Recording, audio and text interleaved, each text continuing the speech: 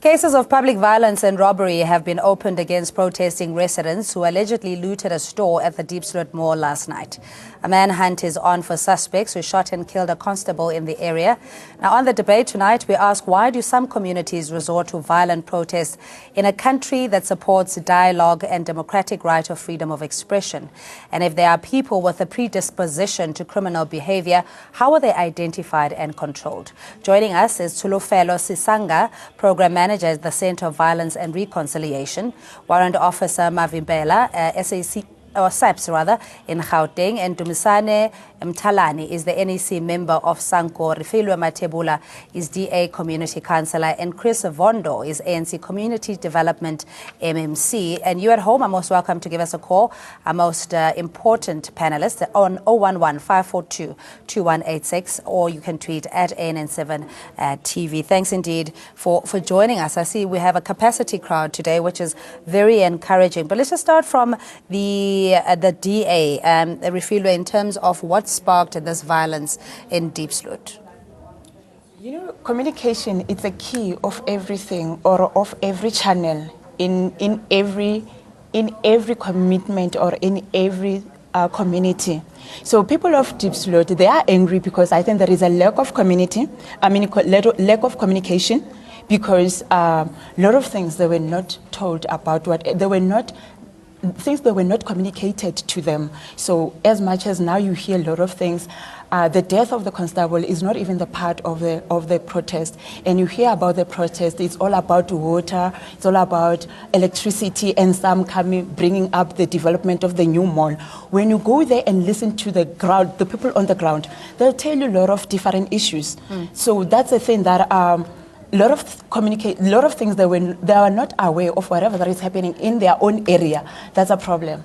All right, let's just invite from Sanko, the civic organization, Mr. Dumisane Mtalani, just in terms of communities and how we vent and express our dissatisfaction. Has this become a culture or a norm in South Africa, and how do we eradicate this? Thank you, and your list and your viewers. The problem, there are many factors which are causing this. There is a leadership crisis. There's also people who are just fighting that watch the other one is a councillor. I want to be a councillor in the coming years, so I must start disrupting. And we've got also the IDP plans, and then the IDPs are no longer taken to the people, which makes people not to understand that even if you say the clinic will be built in 5 years, it's in the IDP of the municipality, but because the councillors, they don't have capacity to explain to people to engage, it's a communication problem, which we have, because everything is planned for. And even if you want to review your IDP, you've got a right as a community to say, no, we don't no longer want that project. Let's prioritize this project, because each and every ward has got money which has been allocated for that ward. That's where the problem is. And the new thing is that even people, they want to do something, some looting, they can start with some activities there, and then the police will go there, because they know exactly where they want to go to. So there are so many factors involved here. Okay, let's get the Community Development MMC. Sorry to interrupt you, Chris Vondo, because you're saying that this is lack of communication of the Integrated Development Program, where communities are supposed to be brought into the fold of what's going to happen regarding service delivery. And if you haven't done that, MMC, then you have failed your job. The city of Joburg has a clean record in terms of the public participation. The IDP is a people's-driven process, and at no stage the city of Joburg has not engaged with the citizens. Why then do we have these kind of disruptions? Let me indicate, just this incident of Diepsloot, there is a construction that is taking place currently in terms of responding to the low-pressure problem. The community of Diepsloot at all times, particularly the section of Extension 10, has been engaged about the challenge of the low pressure. Recently, 2 months ago, the executive mayor was in Diepsloot, Councillor Mpho Parkstow, engaging the citizens of Diepsloot about the development plan that is coming to Diepsloot, about the plans that are coming to Diepsloot. An IDP meeting was held post the session the executive mayor had with the community of Diepsloot. MEC Paul Mashatile, the new MEC in Gauteng, was in Diepsloot 3 weeks ago as part of the Ndirisano program of the Gauteng Premier, David Makura. At all those meetings, the issue of the low pressure has been raised as a problem, and the interventions were presented, with the community was satisfied about the interventions. And then what happened? What sparked the protest yesterday, we understand that there are issues that are beyond the control of the municipality and provincial government, which are a competence of the state parastatal ESCOM. One of the issues that is raised by the community is that today there's an outage of electricity without proper notice, in fact, from the parastatals. Okay. And I'm saying there's a combination of those issues. Of course, the protest was sparked by those issues that took place yesterday. Okay, let's quickly take a caller. David in Mpumalanga, thanks for your call. What's your view or question? Thank you, Cindy. I just want to point out that the issue of looting is not something that has been orchestrated, because looting is more of a crime opportunity than can organize and than an organized act. More often, they're acting out of motivation because they are angry. Then they are not here. When you go and protest peacefully and put your demands, the authority, they don't come back and address those issues. All right, so David. Okay, I'm sorry to cut you. We press for time. But bringing another dimension, the complexity of it all. And I don't know, Tsulofelo, if there's a predisposition to criminal behavior based on the mob psychology, that there is a mitigation of responsibility if we collectively do something wrong, or is it the frustration of not being heard, and that's why people have violent protests during election time? Yeah. I think definitely it's a mix of issues. We can't only be looking at one thing. There's a lot of things that contribute towards people feeling frustrated and then resorting to violence. One of them is that, as my colleague has said, that there have been a number of meetings, and maybe they are feeling that nothing has changed, and they then tend to be violent.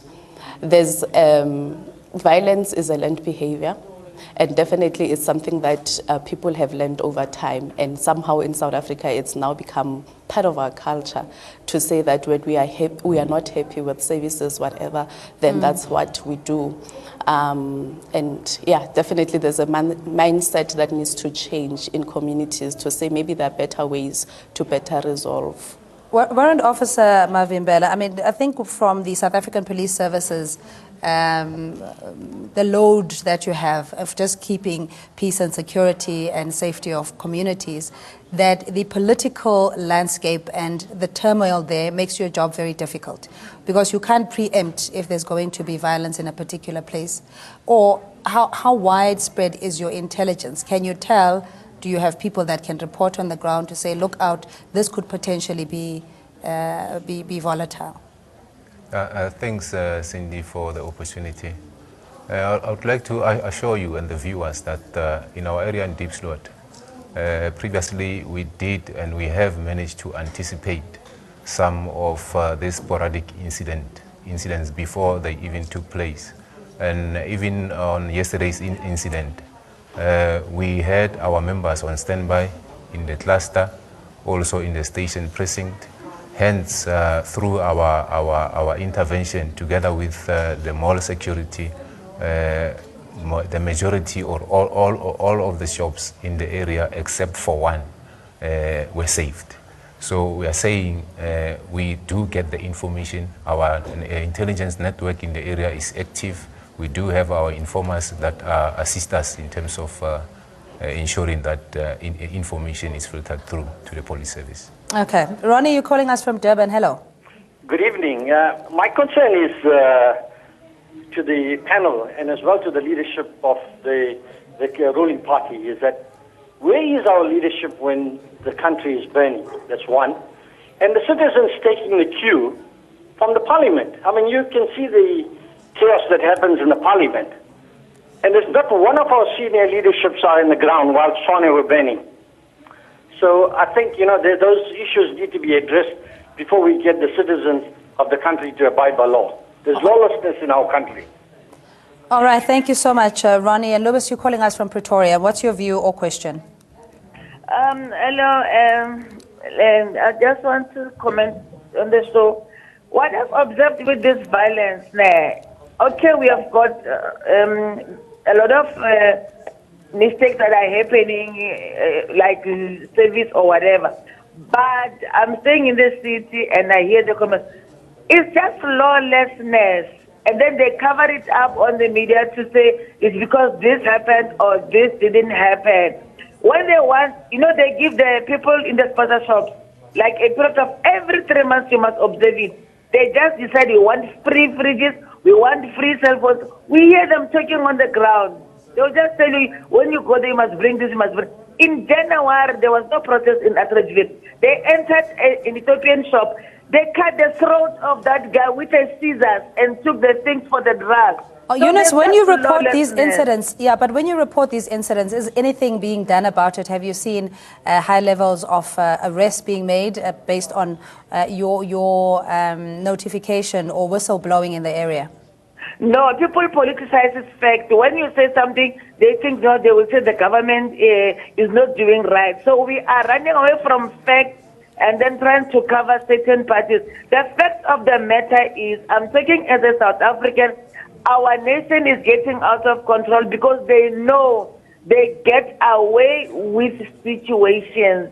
Okay, and Eunice. They are not 100% exposed. Thank you so much. So there's impunity people can get away with. But from a civic organization point of view, Mr. Mtalane, just what one of our viewers was saying, Ronnie, saying that we get the cue pretty much from the highest office or in the country, that being Parliament, in how our leaders conduct themselves.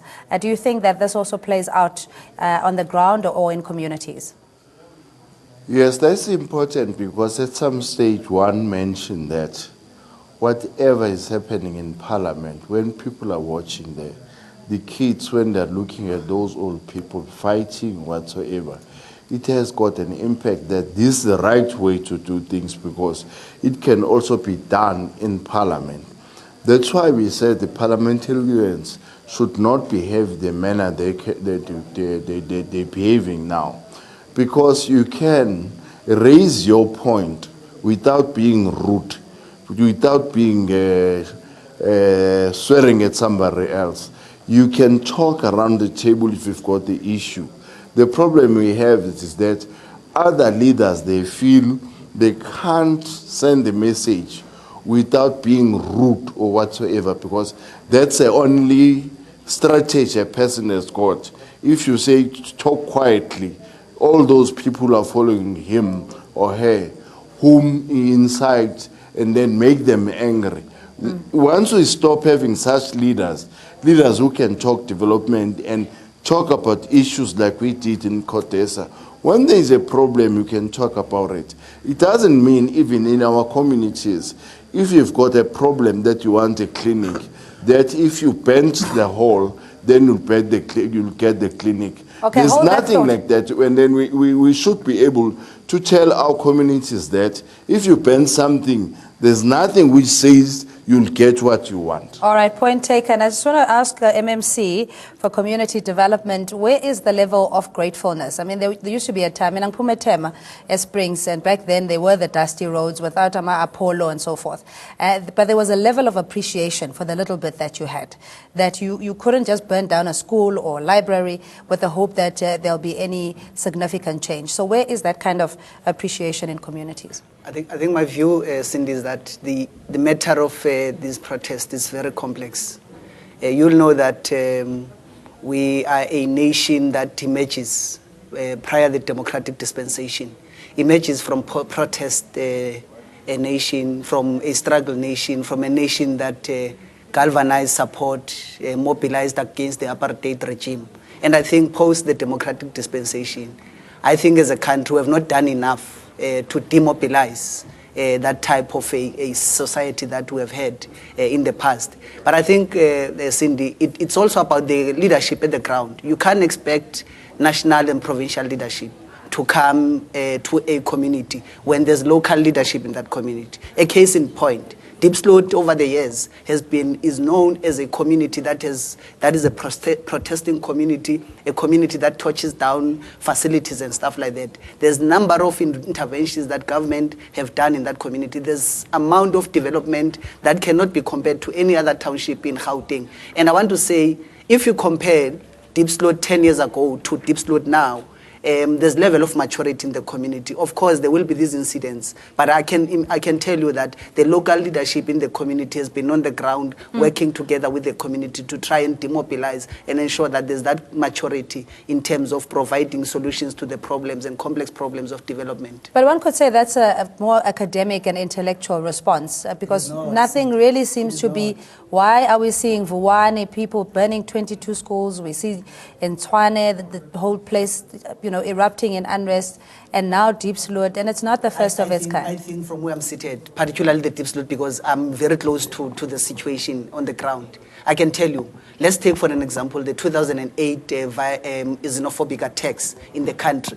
Diepsloot community experienced those attacks, but it was the community leadership that stood on the ground and said, not in our name as this leadership of this community. As a result of that, there was no foreign national or person that was taken out of Diepsloot and went to the camps. And that was part of a dialogue that was between the local leadership there. There was no minister or provincial leadership that came to Diepsloot to provide the solution at that level. And this is the dialogue that continuously the Diepsloot leadership is trying to find. But of course, you can't falter government because already there are processes in place. There are no programs, there are mayoral outreach programs that are going to the community to converse about the issues that are confronting communities. All right, Rick is calling us from Diepsloot. Hello. How's it? Good, thank you. What's on your mind? Good. Some information that I'd like to present to the panel. We're listening. Okay. After a couple of investigations with the various protests, especially with the schools that were burnt down in Giyani and the Tshwane unrests that we've had, and now in Diepsloot, where I live just next door to, has anyone done a canvass of exactly the nationalities of the protesters? Why, Rick? Well, from the information that I have at hand, most of the protesters that are burning the tires and doing the looting and burning down the schools are not even South African residents.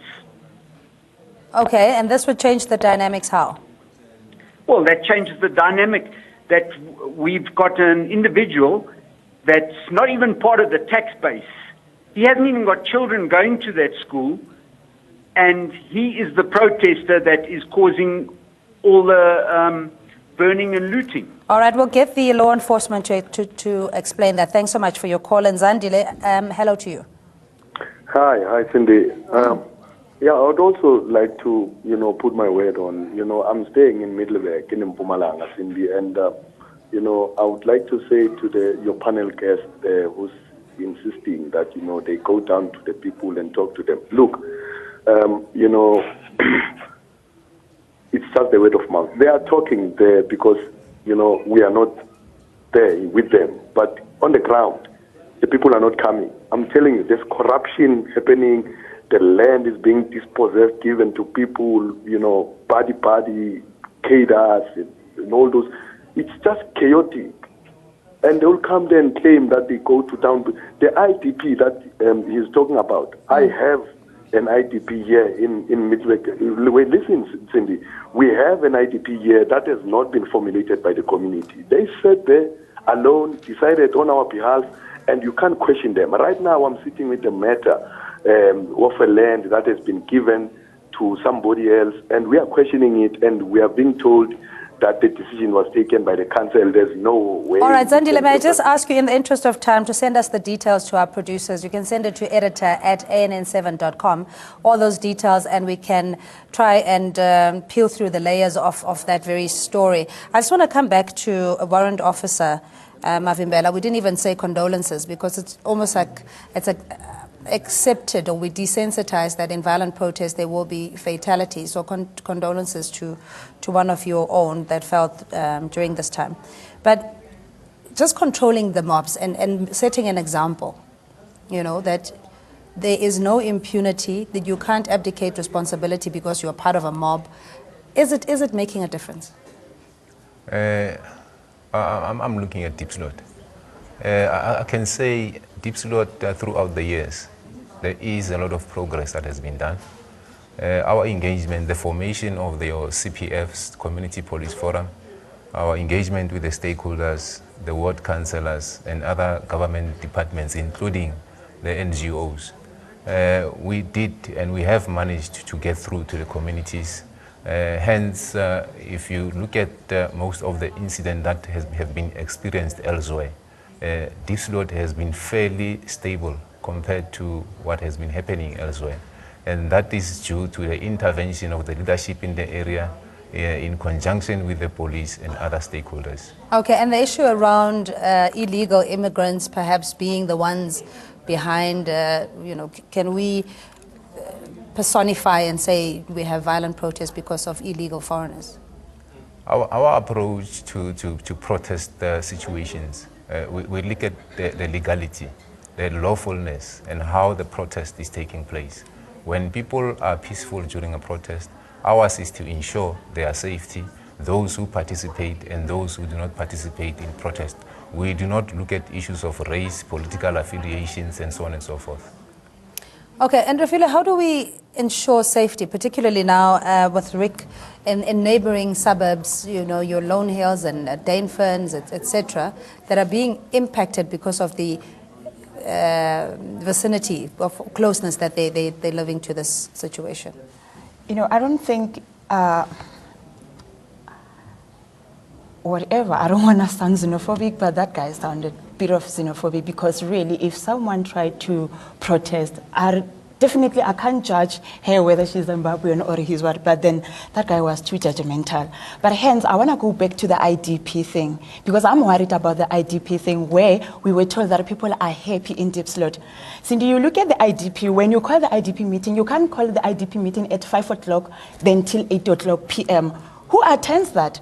Only your affiliation. That's how I say it. Because definitely you go to Diepsloot, our IDP, it was the region A1 accommodated Diepsloot and Malaji. So surely people from Malaji, they were transported.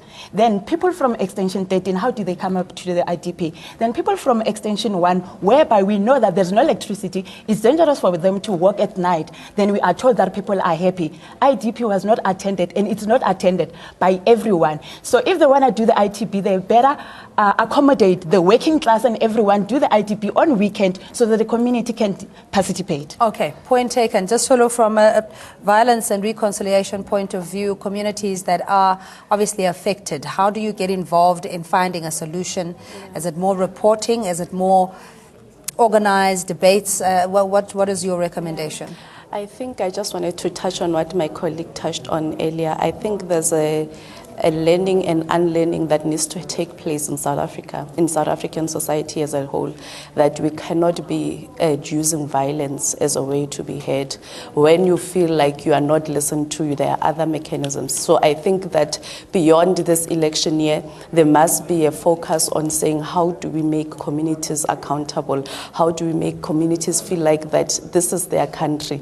If they burn down the clinic, it has a ripple impact in what happens in our country and how our country is viewed by the world. So there's a way of where we need to make sure that there are programs that will encourage participation of communities and learn how to, because if we every time there's violence and we all react in a panic, we are further strengthening this thing that this is the only way to be heard. So I guess there's a learning and relearning that needs to take place. All right, I'm going to give Mr. Mthalane just the last 30 seconds in your final comments. As a society, what do we take out of this?